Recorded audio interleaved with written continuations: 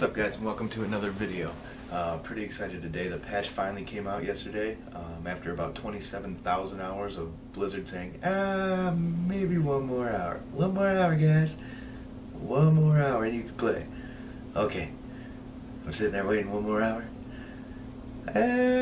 One more hour, guys. One more hour, guys, you can play. Hey Blizzard, how about now? Now can I play? Because it's been an hour, and you said after an hour that I could play, and one more hour.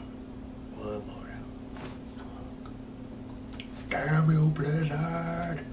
No, but it finally came out, guys. Pretty excited. 5.04 is now live. Very excited about it.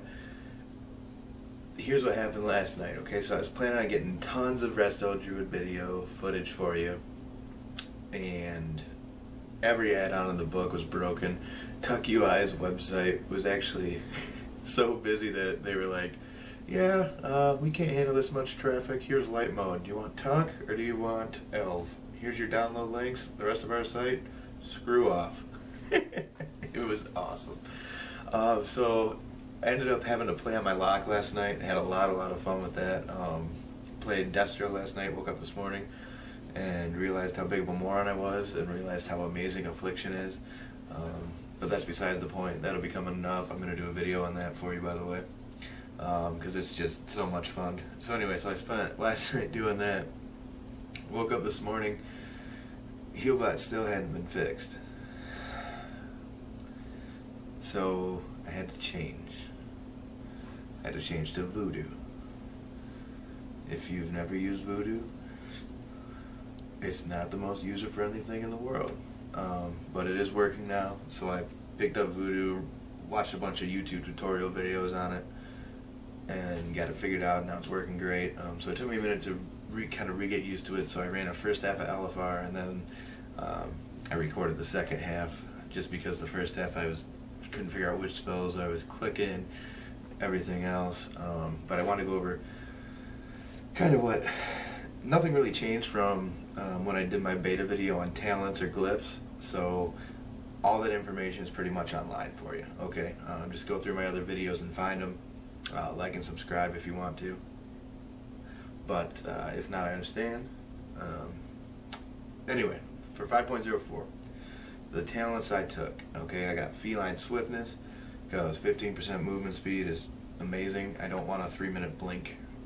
Thanks Blizzard, but no thanks. I really want to know, like, I would really be curious if Blizzard would make something that like went through and was like, well, this is how many people have picked this talent, and then this talent, and then this talent, because I feel like if anyone actually picked that talent, they should just like have their account banned.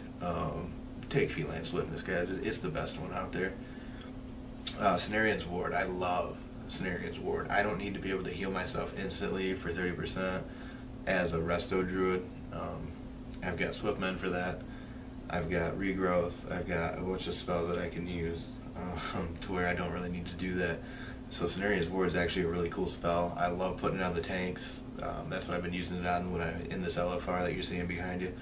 I think it's a really nice spell to have. It's a really great addition. That and Iron Bark really actually do make us able to heal tanks and able to help tanks out. That 20% damage reduction that Iron Bark gives, really cool. Third on the list, for raiding and PvE, guys, it really doesn't matter what you take. I would actually say stay away from Typhoon, because if you've ever been in a raiding situation where a boom knocks all the adds away, the tanks get pissed, the DPS gets pissed. Just leave them in a death ball. So like I took Mass Entanglement just so that I did not have the option.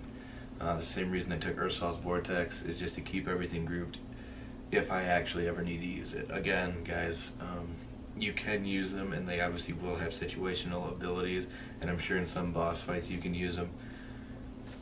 For the most part, I didn't see it. Big cooldown. I took Incarnation. I didn't take the Tree Ants. I have not seen how they've scaled yet. I haven't even really messed around with it, like I said before. And this, you know, I could be wrong. They could be really overpowered.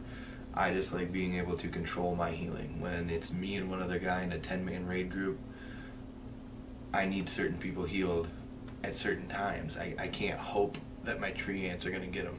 I'm just not going to do it. It doesn't make sense.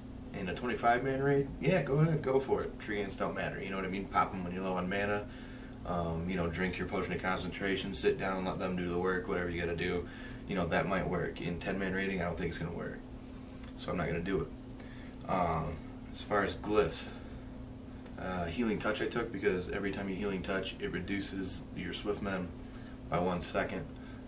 So obviously more swift men's, you know, the better. It's a nice heal to have out. It's a nice buffer zone to have out. It's a nice oh crap button to have out. Huge damage comes out. Boom, boom, boom. We got that. We got wild growth. We got wild mushrooms are here. And then life bloom. So you can actually transfer all your 3 stacks of life bloom onto the other tank. You can transfer them, you know, like especially like if you're doing like spine, heroic or something, and you want to keep, you know, like you got the debuff you got to get off. Well, you can just keep transferring those 3 ticks, and I'll tell you what, like that helps a lot. Every time that ticks off, it gives you another X% off of that debuff, so you can get them off quicker. And then as far as minors, I took Grace. It's the only one that really matters because it reduces your fall damage when you're not in cap form. So that's really, really nice to have. There's going to be times where you're going to need that. It's going to come in handy, especially if you're cave jumping or whatever it is that you do. It's nice to have that. So take that. Other than that, I took Charm Woodland Creatures because I didn't have to buy it. And I took Stag because it's funny as hell. And it was bugged last night when the patch came live. I don't know if anyone else found this out.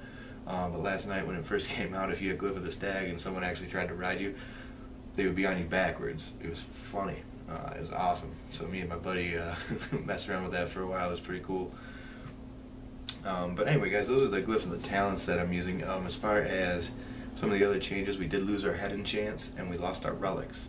So for all of us who were at that haste breakpoint of 2006, you're probably going to need to reforge a little. Maybe equip a couple different pieces of gear to try to get that back into line. That's going to be a big thing for you. I can already tell that that needs to happen in the video you've seen behind me. I did not take that into account. I know noob status right here. Resto Druid 2 point and laugh at that one. That was bad. What can I say?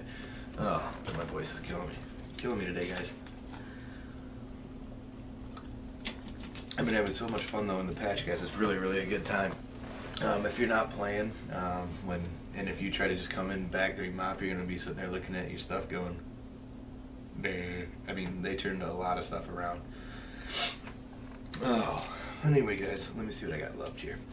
So that's your stat weights. Went over talents, went over glyphs. Whenever they took away their enchants and stuff like that. So.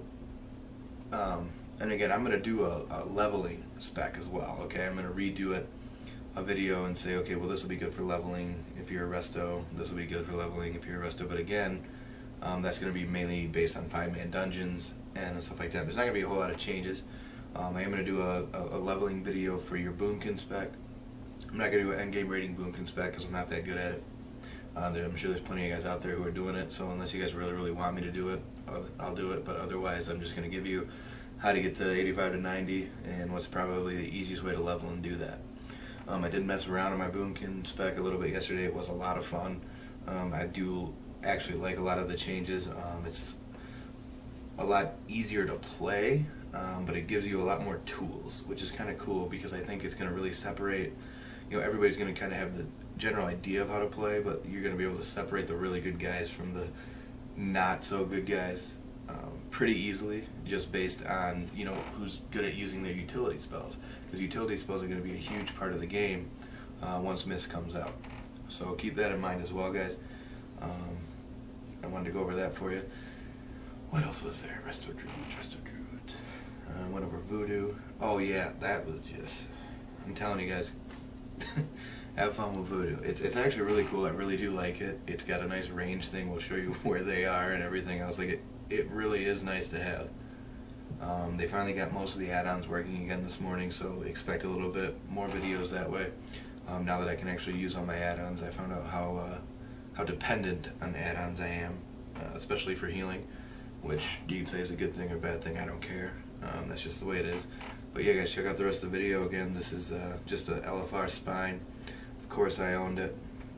And again, my gear is 392. So, and there was a savior in here, and I smoked the savior. So you and your Savior of Azeroth title got owned. So I think you should have to give me your title. Just saying. But anyway, guys, this is this week's Resto Druid video.